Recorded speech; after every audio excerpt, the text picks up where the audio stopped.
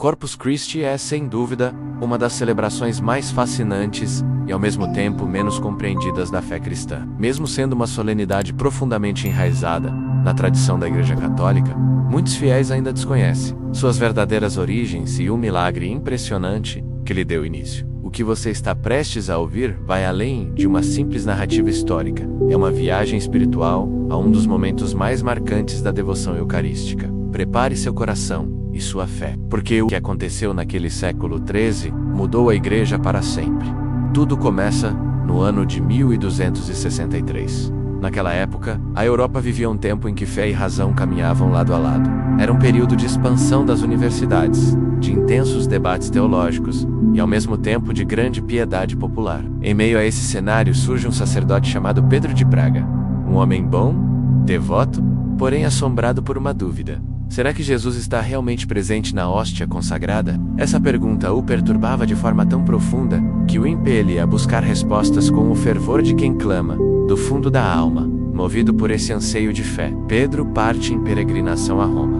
Mas no caminho, como que guiado pela providência, ele para em Bolsena, uma cidadezinha encantadora, com um grande lago e uma história repleta de misticismo. É ali que entra em cena Santa Cristina, a jovem mártir cujos milagres desafiaram toda a lógica humana. Torturada por seu pai pagão, lançada ao lago amarrada a uma pedra, ela não afundou. Pelo contrário, foi sustentada pelas mãos invisíveis de Deus. Suas pegadas sobre a pedra se tornaram relíquias veneradas até hoje. Símbolos eternos de uma fé que desafia a morte, Cristina tornou-se símbolo de resistência espiritual e fé inquebrantável. Seu túmulo, visitado por incontáveis peregrinos, era fonte de consolo para os aflitos, de cura para os enfermos e de conversão para os céticos. Bolsena não era apenas uma cidade, mas um santuário vivo, um local onde o céu parecia tocar a terra. Em meio a esse cenário de fé viva, Pedro decide celebrar a missa. E ali, durante a consagração, o mistério se revela de forma visível. A hóstia começa a sangrar. Imagine o impacto desse momento. Uma dúvida carregada por tanto tempo sendo respondida com sangue verdadeiro. O altar, o corporal, até o chão da igreja. Tudo foi tocado por aquele milagre. Era a resposta do céu à crise daquele sacerdote. E por extensão, a dúvida de muitos, que, mesmo hoje, se perguntam: será que Cristo está realmente presente no Santíssimo Sacramento? Tomado por uma fé renovada, Pedro corre até Orvieto, onde o Papa Urbano IV está.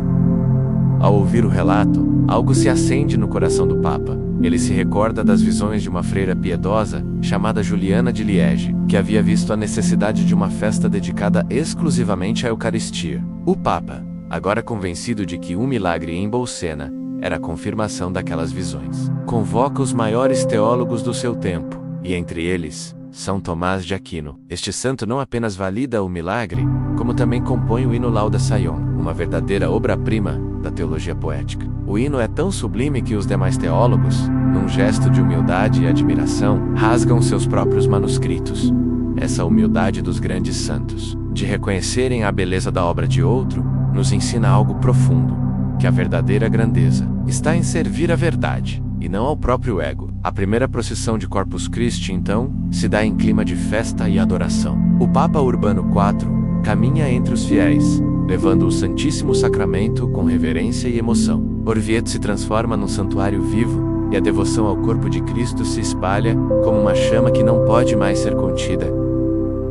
Para abrigar o corporal ensanguentado, símbolo físico do milagre, o Papa ordena a construção de uma catedral, o famoso Duomo de Orvieto, uma joia da arquitetura gótica que atravessa os séculos como testemunha silenciosa desse prodígio divino. Cada vitral daquela catedral conta uma história, a história de um milagre que reacendeu a fé do mundo. É interessante notar como a providência se entrelaça nesses eventos. A dúvida de um sacerdote, a visão de uma freira, sensibilidade de um papa convergem para o mesmo ponto, a exaltação da Eucaristia. Isso nos ensina que Deus age na história, mas também no íntimo de cada alma. Ele transforma inquietações em milagres e dúvidas sinceras em testemunhos.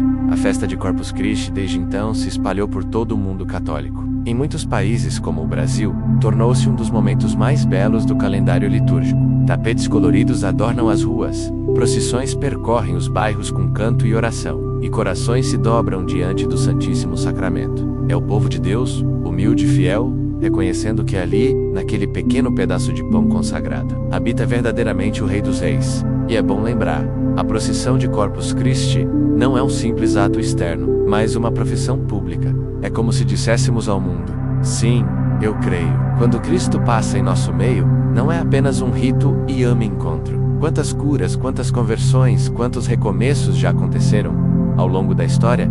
Durante esse momento, o milagre de Bolsena não parou em 1263. Ele continua se renovando em cada altar, em cada missa, em cada coração que se abre com fé.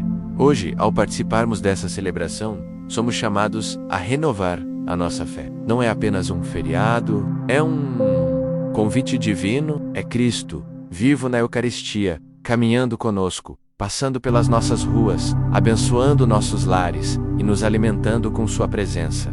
Que mistério glorioso! Que dom inefável! Que amor insondável! Embora algumas religiões não celebrem Corpus Christi por diferenças doutrinais, a essência do que vivemos nesta festa ultrapassa barreiras. É a presença de Deus entre nós. Um Deus que se faz pequeno para habitar nosso coração. Um Deus que se doa, que se entrega, que se faz alimento para a alma. Ele é o pão descido do céu. E cada missa é uma renovação deste mistério que começou no cenáculo e continua até o fim dos tempos.